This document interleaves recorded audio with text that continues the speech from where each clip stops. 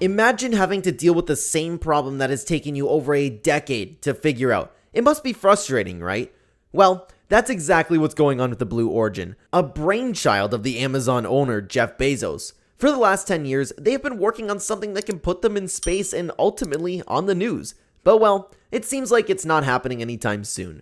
One of their rocket engines, the BE-4, had an issue during testing, which was an epic failure, but then it also set them back by a couple more years. On today's episode of Great SpaceX, we will look at everything that went wrong with this testing and analyze all that it could mean.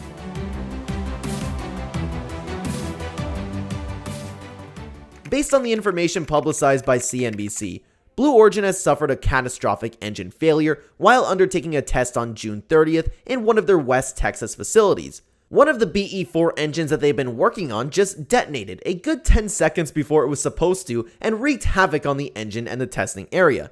You know, with that much energy being churned out, anything within that part would have been toast. Now, this engine was supposed to be used on the second generation United Launch Alliance rocket, has been damaged and would affect the initial plans for use in July.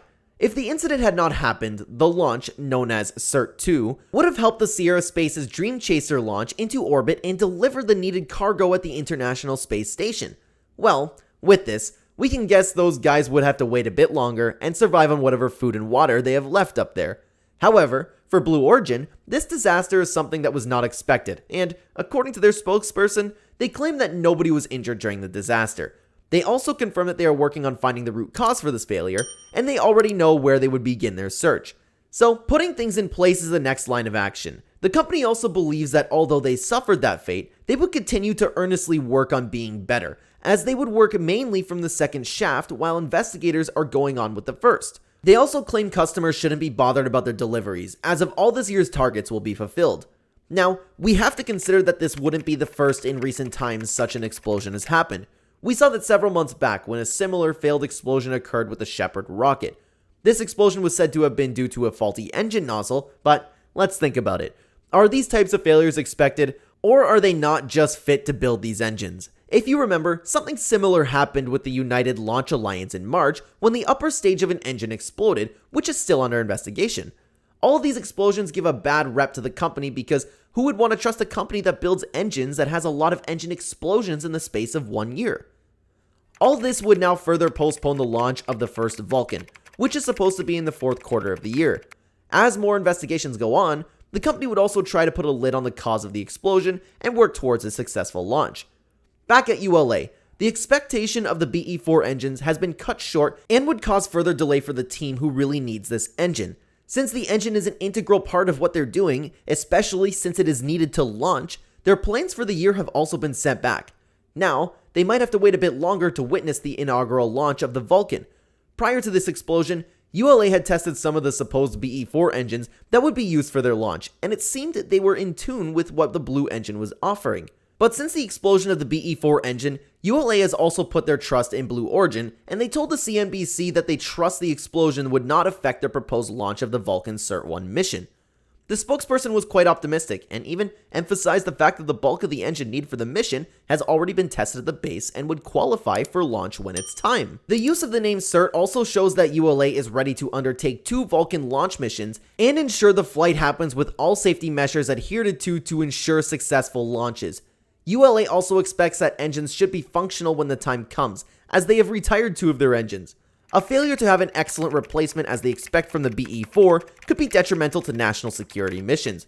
We should note that the national security missions were split between ULA and Musk's SpaceX, in which they are expected to undertake 6 missions each. Now, the issue here is that ULA's missions have all been slated to be undertaken using the Vulcan rockets, so the news of the explosion of the BE-4 engines doesn't seem to be a great one. The explosions and failure to deliver on the 6 NSSL missions would have a negative effect on their bid to get a batch of the Phase 3 contract. However, the issue they may face with this is that the Space Force wants the best of the best, and they can ensure that there is stiff competition between providers. So, a setback could be a bad taste for ULA, who would be dealing with other providers who would be ready to take their spot. The team at the Space Force may also be considering dropping the ULA for the next phase because they had also faced an engine explosion just like the BE-4, and they have been under investigation for almost 3 months now. In March, the company that had dealt with an explosion with the upper stage of the rocket, which meant that they had to go back to the drawing board and re-strategize. They intended to bulk up the upper stage with more material and ensure that when they rebuild the rocket, it will be fit to undergo a successful launch. With more testing going on in their base, they believe that the reinforcement can add more chance of surviving the launch and being reinstalled successfully. Back at the Blue Origin, the race to ensure that the BE-4 rockets are finally vetted to survive testing and be used during launch is also essential. This is because most of the work isn't to satisfy their customer base, but also to get themselves ready, especially since the engine would be used on their new rocket, New Glenn. Since this engine is now quite important to the company, they have no choice but to figure things out and work towards a lasting solution. With this in the works, both companies would need this to be readily available for their rockets, as they are needed for the Vulcan and the New Glenn. The Vulcan rockets needed 2 of these BE-4 engines to work, while the New Glenn would be needing 7. So, Blue Origin has got their work cut out for them, especially since this is an annual deal and they wouldn't want to, lose out on the reputation and money. In fact, considering that Vulcan and New Glenn just signed a deal with Amazon to help them with their satellite launch, they don't even have the opportunity to stall or make any more errors. Think about it. If they keep postponing, how would they intend to undertake the 38 Vulcan and 27 New Glenn launches? They had better get it under check, or else someone is going to be losing their job. Also, this isn't the only thing the setback would hold back, as Blue Origin also has its contracts with NASA that are worth about $3.4 billion to transport the lunar lander in the coming years. So it's no wonder the BE-4 engine is raising lots of brows since it has been in the works for a long time and there's no real fix in sight. This also adds additional time to the launch of the New Glenn, which was slated for 2020 and has now been shifted more times than required. Now, with no new launch date in sight, this would give them time to work on the new engines, and when they feel they're close to a launch date, they would announce.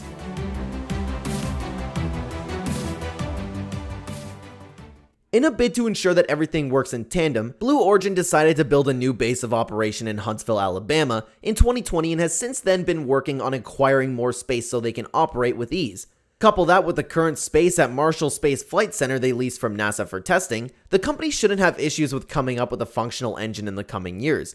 They have been using this site for work on their smaller rocket engine BE-7 lunar lander engine. However, they are also working on upgrading a current space as they were leased in Texas for much more than the BE-4 engine.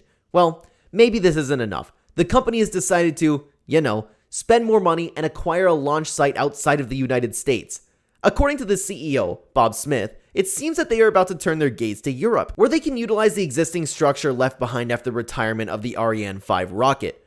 With this, Europe would only have 2 rockets at their disposal, and Blue Origin is working tirelessly to fill in that gap. The interesting fact is they would have to find it easy to break into that region, as the startup companies vying to fill that void are still sort of in incubation stages, and none have flown a rocket yet.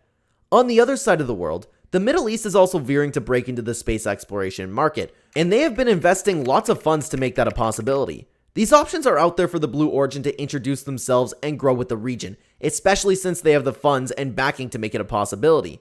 However, if they set their sights on Europe, they would have the opportunity to utilize the existing workforce on the continent, as there are experts who have been on similar projects. These experts would not charge as much as their counterparts in the States, and this could be a benefit for the company. Anyways, expansion isn't the next step for Blue Origin, as much work is needed on getting their techniques right before they venture into expansion. So that's it for today's episode. We hope you enjoyed and learned something about the debacle of Blue Origin. It was nice having you here. Don't forget to like and subscribe to our page and get access to more enlightening videos.